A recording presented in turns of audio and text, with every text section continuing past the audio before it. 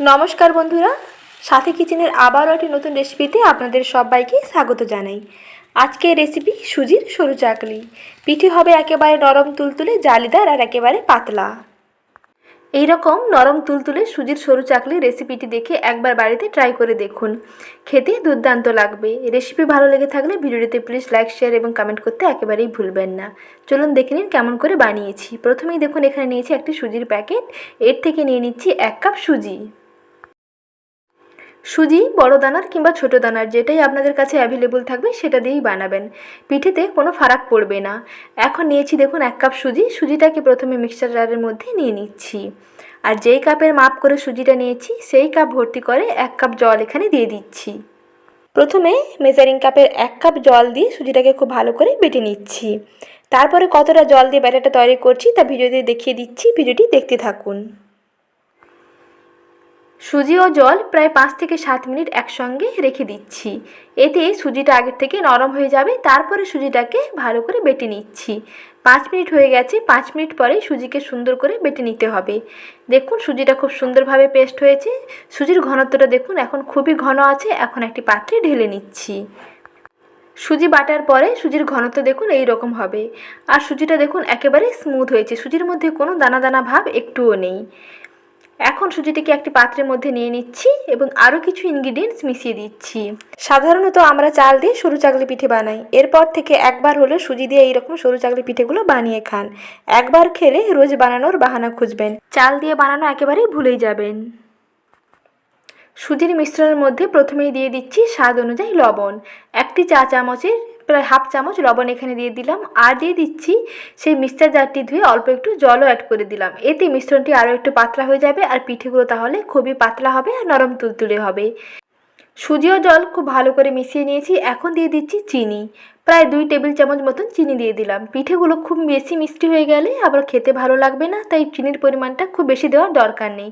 এখানে 2 টেবিল চামচ চিনি অ্যাড করে দিলাম, আর দিয়ে দিচ্ছি কোরানো নারকেল।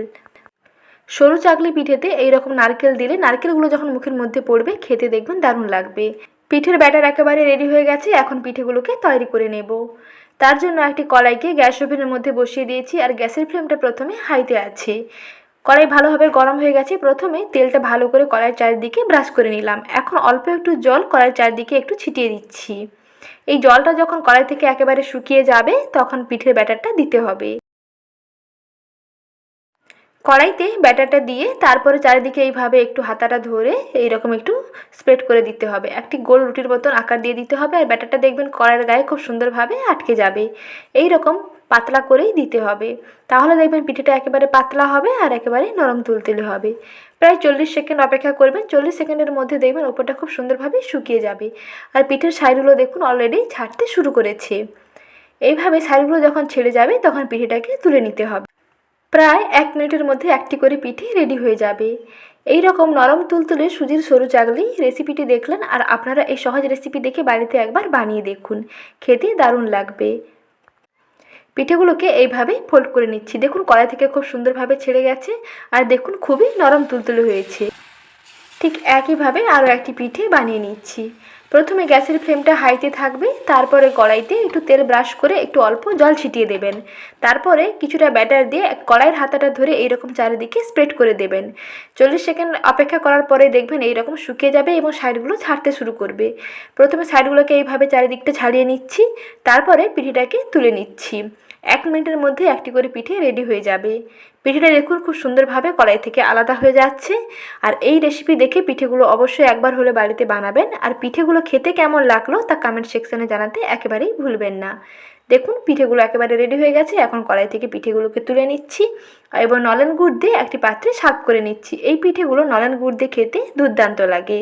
পিঠেগুলো হবে একেবারে নরম তুলতুলে, আর দেখুন এইরকম জালিদার। সুজির বিভিন্ন ধরনের পিঠে আপনারা বানিয়েছেন, একবার সুজির এইরকম নরম তুলতুলে সরু চাকলিটা বানিয়ে দেখুন, খেতে দুর্দান্ত লাগবে। পিঠেগুলো দেখুন কতটা নরম তুলতুলে হয়েছে, মুখে দিলেই একেবারেই মিলিয়ে যাবে। প্রতিদিন এইরকম নতুন নতুন রেসিপির আপডেট পেতে চ্যানেলটিকে প্লিজ সাবস্ক্রাইব করে বন্ধু হয়ে পাশে থাকুন।